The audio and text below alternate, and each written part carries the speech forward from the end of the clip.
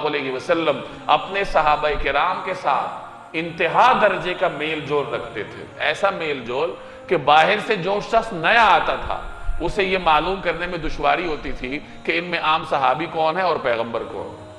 हमारे यहाँ तो अगर किसी को थोड़ी देर के लिए कोई मर्तबा मिल जाए तो अपने लिए प्रोटोकॉल मांगता है कि मेरे दरवाजे में हर आदमी ना आए, मुझे हर आदमी फ़ोन न करे, मुझसे हर आदमी राब्ता न करे।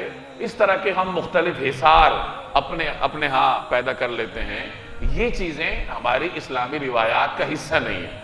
आपको सीरत में सहाबा किराम की तारीख में ये चीज़ें नहीं मिलेंगी।